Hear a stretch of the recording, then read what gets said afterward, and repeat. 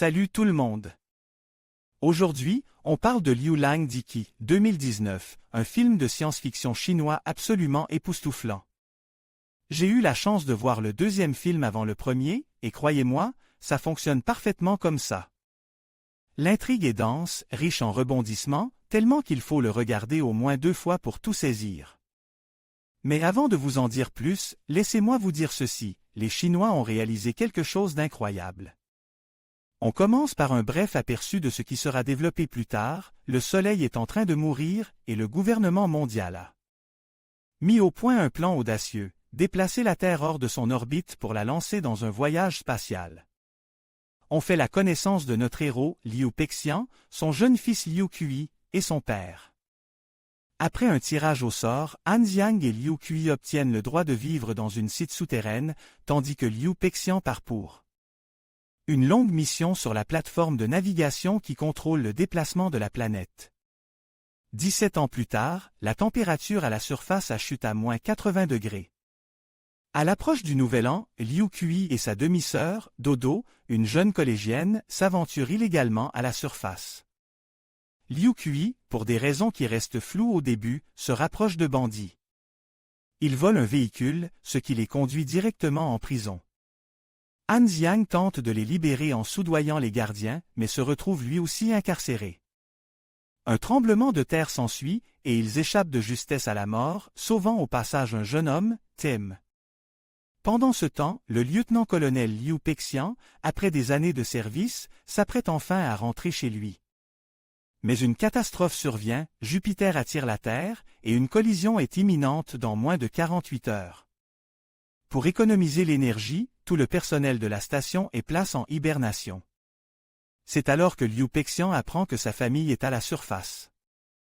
Comme dans le film Wall-E, il utilise l'intelligence artificielle, MOS, pour les localiser et communiquer avec eux. Il découvre que Liu Kui et les autres sont impliqués de force dans une opération de sauvetage militaire. Son père tente de convaincre les militaires de les déposer dans une site souterraine, mais Liu Kui, furieux contre son père pour avoir consenti à l'euthanasie de sa mère afin qu'il puisse vivre sous terre, se rebelle. Dans la deuxième partie, Lia avoue un acte de sabotage aux scientifiques qu'il a créé, mais Liu Pexian commence déjà à soupçonner quelque chose.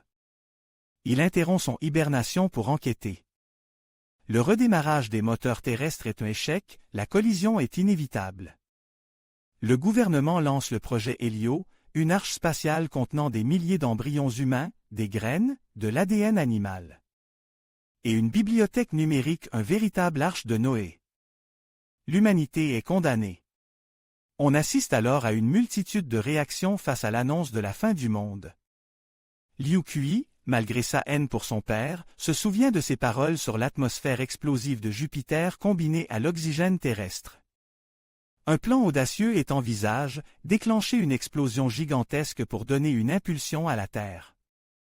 Lia juge le plan impossible, mais grâce à Liu Pexian, le message d'une simple collégienne, Dodo, est diffuse, appelant à la résistance et à l'espoir.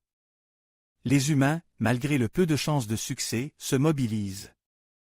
Le plan échoué, mais Liu Pexian fait le sacrifice ultime pour sauver l'humanité.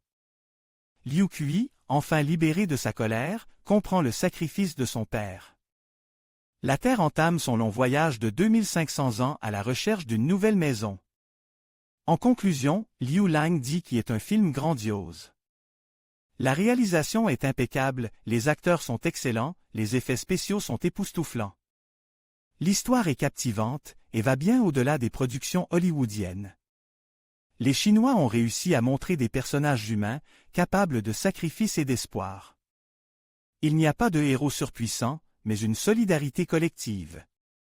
Et surtout, ils ont réalisé l'impensable, l'unité de tous les peuples, même si c'est dans un film. Mais le cinéma a une magie particulière. Alors, à voir absolument.